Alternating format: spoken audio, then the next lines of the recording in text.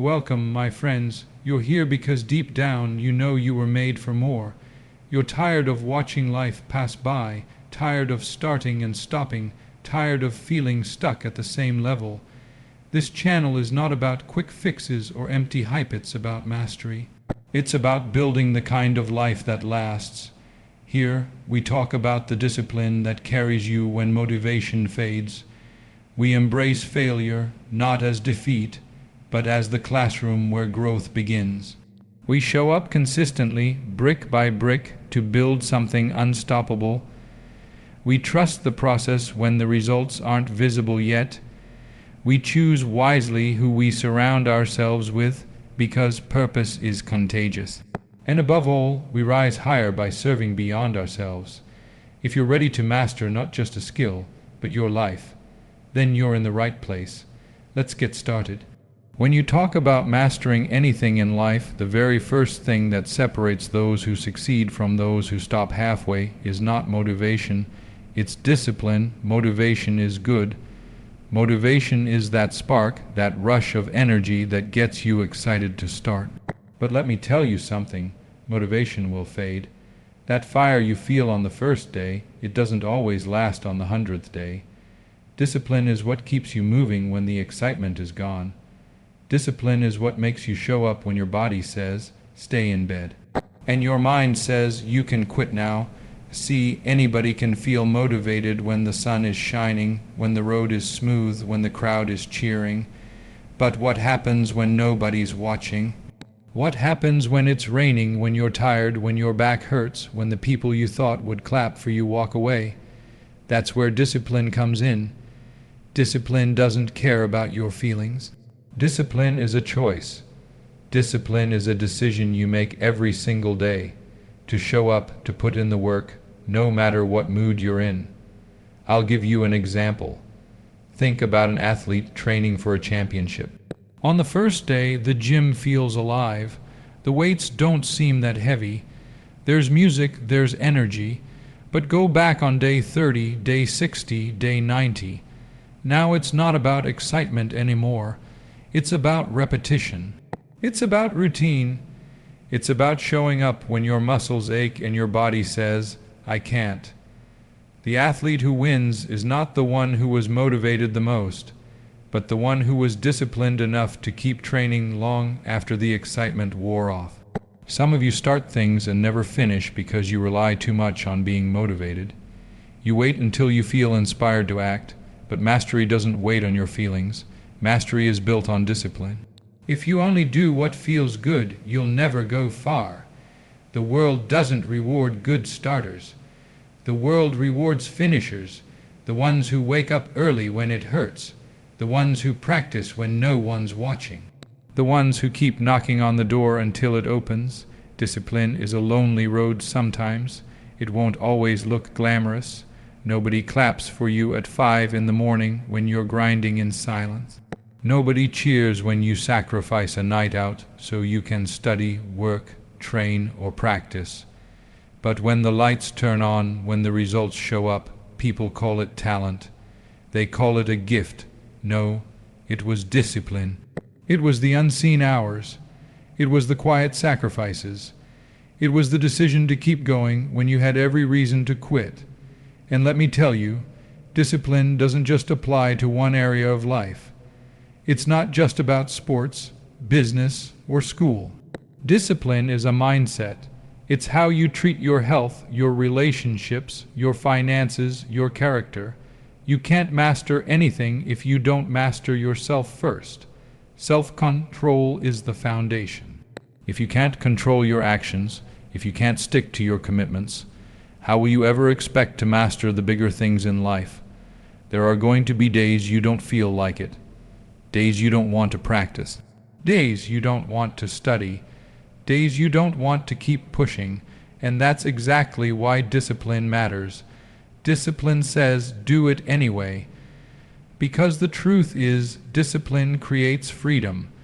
The more disciplined you are, the more options you have in life. When you train your mind and body to push through resistance, you unlock doors that others never get to open. Discipline is not punishment. Discipline is love for your future self. It's telling yourself, I'm willing to go through discomfort now so I can live the life I want later. Most people trade long-term growth for short-term comfort. Discipline flips that. Discipline says, I'll sacrifice comfort today so I can experience victory tomorrow. You want to master anything, don't wait for the perfect mood. Don't wait for the right time. Don't wait for motivation to show up. Start now. Be consistent. Be relentless. Commit to the process and trust that the results will come. And when the days get hard, and they will remind yourself why you started. Remind yourself that the pain of discipline is always smaller than the pain of regret. Motivation may get you started, but discipline is what will finish the race. When you set out to master anything in life, you are going to fail. That's not a possibility, that's a guarantee. The question isn't whether you'll fall, the question is how you'll fall. Will you fall backward, afraid, running from the lesson, or will you fall forward, learning, reaching, growing from the experience? Because failure is not the end, it's the classroom. Every mistake, every rejection, every setback is trying to teach you something if you're willing to pay attention. The problem is too many people treat failure like a dead end, when in reality, it's just a detour. It's not telling you to stop, it's redirecting you, reshaping you, preparing you. Every person you admire, every person who mastered their craft, they didn't just arrive there, they stumbled, they struggled. They fell, but they fell forward, and falling forward means that when you hit the ground, you don't stay there. You pick up the lesson, you adjust, and you move again, closer to the goal than before. Think about a child learning how to walk. They don't give up after the first fall. They don't say, walking isn't for me. No, they fall, they get back up, they fall again, and each time their legs grow stronger. Eventually, they don't just walk, they run. That's what life is asking of you, to fall but to fall forward, to stumble but to stumble in the direction of progress. Some of you are so afraid of failure that you don't even start. You're standing still, waiting for the perfect plan, the perfect opportunity, the perfect guarantee. Let me tell you right now, perfection does not exist. You will not master anything without mistakes. Waiting for certainty is the fastest way to remain average. You've got to move, and when you move, you will fall. That's okay.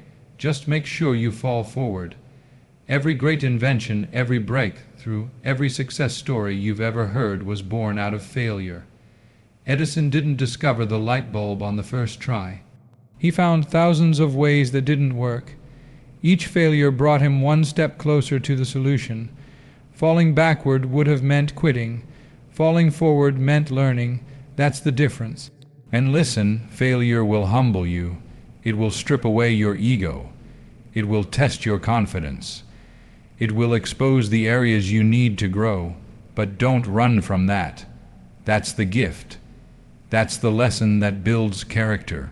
Anybody can celebrate success, but only those who can endure failure truly know what it means to master something. I've seen people who let failure define them. They quit after the first rejection, after the first loss, after the first no.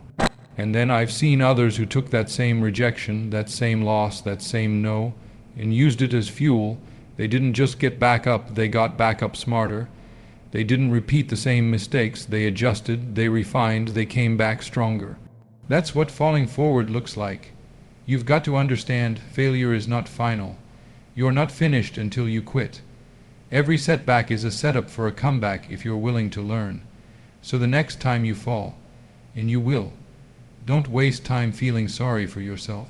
Don't stay down, don't let embarrassment or fear chain you to the ground. Pick yourself up, grab the lesson, and keep moving. That's how mastery is built. And I'll tell you something else, falling forward gives you courage. Once you realize that failure doesn't destroy you, that it's simply part of the process, you stop fearing it. You start embracing risk. You start stepping into challenges that others avoid. Because you know even if you fall, you're still moving forward.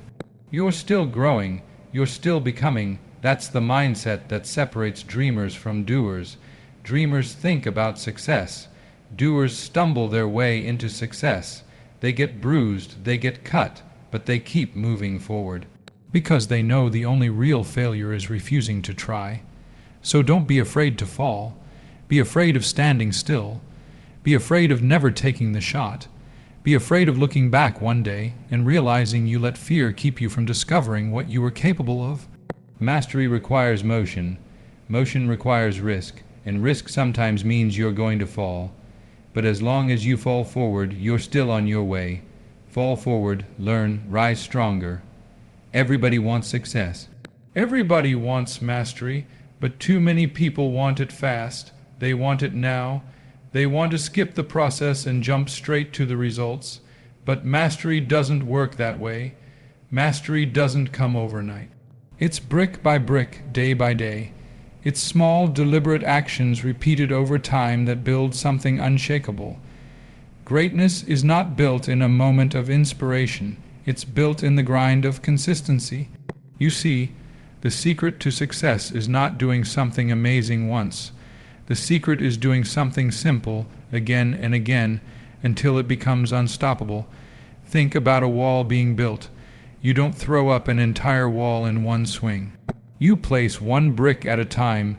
You place that brick as perfectly as you can, and then you come back tomorrow and place another one, and eventually those bricks stack so high, so strong, that people look at it and call it greatness. But in truth, it was nothing more than consistency, day after day, brick after brick. The problem is, people get tired of small actions. They underestimate the power of repetition. They say, "What difference does it make if I practice today, if I study today, if I push today?" But that's exactly how momentum is built. Skipping one day turns into skipping two, and before long the habit is broken, the dream is gone. But when you show up, even when it feels small, even when it feels invisible, that's when you're laying down the foundation for something powerful. Let me tell you, consistency is boring sometimes. It doesn't always feel exciting. It doesn't always feel glamorous. But it's the boring things, the repetitive things, that make champion. The runner who trains daily, the musician who practices scales for hours, the student who reviews the same material again and again. These are the people who master their craft. Not because they were the most talented, but because they were the most consistent. You don't have to do everything at once. Just do something today, do something tomorrow, and keep stacking those wins, no matter how small they seem. Success is not a giant leap. It's 1,000 little steps taken faithfully over time. That's why consistency is more important than intensity. Anybody can go hard for one day, for 1 week. But can you keep showing up when the excitement fades? Can you keep working when no one is watching? Can you keep building when the results are not immediate? That's where greatness is forged. Think about water dripping on a stone. One drop of water won't change anything. But if it drips in the same place over and over again for weeks, months, years, it cuts through solid rock. That's the power of consistency. Small actions repeated relentlessly break through the impossible, and here's the truth. Consistency builds trust, not just with others, but with yourself. Every time you show up, every time you keep your word to yourself, you're proving that you can be counted on. You're building confidence, you're creating a pattern of reliability, and when you trust yourself, nothing can stop you, but the opposite is also true. Every time you quit, every time you break your promise to yourself, you weaken your own foundation. You start believing the lies that you can't finish, that you're not capable. That's why consistency is so important, not just for the results, but for the belief it builds inside of you. People often ask, what's the key to success? And they expect some big secret, some hidden formula. But the truth is, the key is consistency. Do the work every day. Be faithful with the little things. Be relentless with the small steps. Because when you do, those steps add up to a path, and that path leads you straight to mastery.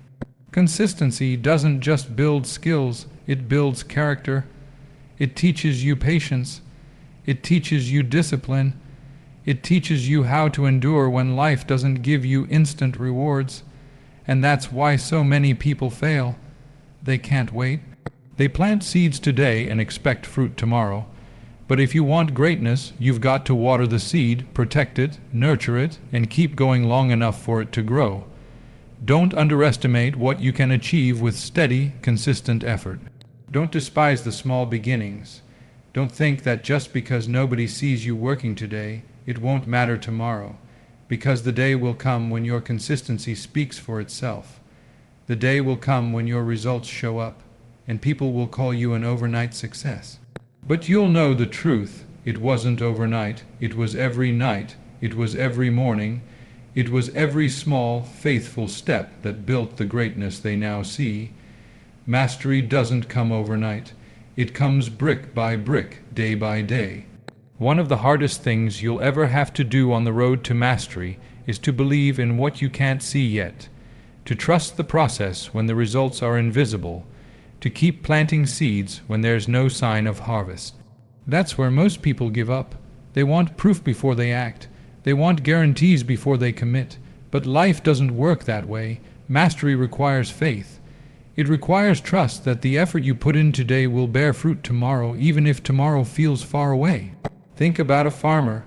He plants seeds into the ground and then he waits. Days go by, maybe weeks, before he sees even the smallest sign of growth. But the farmer doesn't dig up the soil every morning just to check if the seed is working. He trusts the process. He waters the soil, he protects it. He keeps working even when the ground looks empty. And eventually that faith is rewarded with a harvest. That's what mastery looks like. You keep showing up, you keep pouring in the effort even when there's no visible return, because you believe that what's unseen will become seen in time. But too many people quit in the waiting season. They give up because they don't see immediate results. They start doubting themselves, doubting their path, doubting the process. They plant the seed but abandon it before it has a chance to grow. That's why faith is essential. Faith says, I might not see it yet, but I believe it's working. Faith says, this effort is not wasted. This sweat, this sacrifice, this grind, it's building something inside of me, even if I can't see it right now. When you're working toward mastery, there will be stretches of silence. No applause, no recognition, no breakthroughs, just you, the work, and the waiting. And it's in those silent seasons that faith must carry you. Faith reminds you that delay is not denial, that the absence of results does not mean the absence of progress. That just because it's not happening now doesn't mean it will never happen. Some of you are in that silent season right now. You're studying, you're practicing, you're working, and it feels like nothing is moving. You're asking yourself, is it worth it? Am I wasting my time? Should I give up? Let me tell you something, don't give up. Don't abandon the process. What you're building cannot be measured in the short term. Mastery is slow, it's steady, it's hidden before it's revealed. And if you trust the process long enough, the results will come. Faith in the process doesn't mean blind optimism. It doesn't mean sitting back and doing nothing. It means working with patience. It means showing up with commitment. It means refusing to let doubt stop you, even when your circumstances don't reflect your effort. Look at any person who has ever achieved greatness. There was a time when nobody believed in them. There was a time when the world couldn't see their potential, but they kept going, not because the world told them to, but because they had faith in the process. They trusted that every day they gave, every step they took, every hour they sacrificed, was building towards something they couldn't yet see, and eventually it showed. The truth is, faith is a kind of vision. It sees beyond the moment. It sees the destination even when the path is still being built. And if you don't have that vision, you'll stop at the first sign of resistance. You'll settle for less because you couldn't wait for more. That's why you've got to remind yourself daily, the process works if you work it. The seeds you plant today, the habits you build, the discipline you practice, the consistency you commit to, it's all moving you forward even when it doesn't feel like it. There will always be people who look for shortcuts, people who don't want to wait, don't want to struggle, don't want to trust the unseen. But shortcuts don't build mastery, they build temporary success, and temporary success crumbles. Only faith in the process builds something that lasts. So don't rush the journey, don't despise the waiting, don't let the silence make you quit. Have faith, keep working, trust that your effort is not wasted. Trust that what you're building will reveal itself in time, and when it does, when the results finally show, the world will call it greatness. But you'll know the truth. It wasn't sudden, it wasn't luck. It was faith in the process. Believe in what you can't see yet, because that's where mastery is born. One of the most important choices you will ever make on the road to mastery has nothing to do with your talent, your skill, or even your discipline. It has to do with who and what you allow around you, the people you surround yourself with, the environment you put yourself in, the energy you allow into your life. These things will either lift you higher or pull you down. You cannot master anything if you're surrounded by the wrong influences. You cannot grow if the soil around you is toxic. You've got to be intentional about your circle, because energy is contagious. Attitudes are contagious. If you're constantly around people who complain, people who doubt, people who fear, that energy will start to seep into you. You'll start to think smaller, dream smaller, live smaller. But if you surround yourself with people who challenge you, who push you, who inspire you, then your vision expands, your effort multiplies, and your standards rise. Show me your circle, and I'll show you your future. If you're the smartest, strongest, most ambitious person in your group, you're in the wrong group. You need people who make you uncomfortable in the best way, people who demand more from you, people who hold you accountable when you want to settle. Mastery doesn't happen in isolation. It happens in an environment where growth is expected, where progress is celebrated, where excuses don't survive. But it's not just people, it's also your environment. What you consume, what you listen to, what you watch, what you feed your mind daily matters. If you want to master something, you can't spend hours drowning your mind in negativity, in distractions, in noise that doesn't feed your purpose. You've got to guard your environment like your life depends on it, because it does. And then there's energy. You know what it feels like to walk into a room and feel drained before you even speak. You know what it feels like to have someone in your life who takes more than they ever give. That's not purpose. That's a weight holding you down. You've got to learn how to recognize the difference between those who fuel your fire and those who try to put it out. Not everyone who walks with you is meant to stay with you. Some people are part of your history, but they cannot be part of your destiny, and I know it's not always easy to let go. Sometimes the people closest to you are the ones who doubt you the most. Sometimes the people you love the most can't see the vision that burns inside of you. And that's okay. You don't have to hate them, you don't have to fight them, but you do have to protect your purpose. You cannot allow their limitations to become your limitations. You want to master something in life. Then build a circle of purpose. Surround yourself with people who dream bigger, who believe harder, who work longer. Put yourself in environments that stretch you, challenge you, sharpen you. Consume energy that fuels your faith instead of feeding your fears. Because your surroundings will either strengthen your discipline or destroy it. Look at anyone who has reached greatness, and you will see they didn't walk that path alone. They had mentors, they had accountability, they had people in their corner who refused to let them quit. Mastery is not a solo journey. It's a collective force of purpose, environment, and energy aligned in the right direction. And don't just ask, who's in my circle? Ask, what kind of person am I in someone else's circle? Because it's not just about what you receive, it's about what you give. Be the kind of energy that lifts others higher. Be the kind of influence that pushes people toward their best selves. Be the kind of presence that reminds people of their potential. When you surround yourself with purpose and you live with purpose, everything in your life rises to a higher standard. So take a hard look at your circle, take a hard look at your environment, take a hard look at the energy you allow in your space. Because if it doesn't align with your purpose, it's pulling you away from it. And if you're serious about mastering anything in life, you cannot afford to be careless about what surrounds you. The people, the environment, the energy around you. Choose wisely, because they will shape the person you become. When you talk about mastering anything in life, it cannot end with just you. Mastery is not just about what you achieve, it's about what you give. It's about what you do with the skill, the knowledge, the wisdom, and the success once you've built it. Because true greatness is never selfish. True greatness is not measured by how high you climb, but by how many people you lift on the way up. See, you can have all the talent in the world, all the discipline, all the consistency, all the faith. You can surround yourself with the right people and environments, and you can master your craft. But if everything you've worked for begins and ends with you, it dies with you. Mastery becomes legacy only when it's poured into others. Greatness multiplies when it serves beyond self. Think about it. Every person who has left a mark on this world didn't just achieve success for themselves.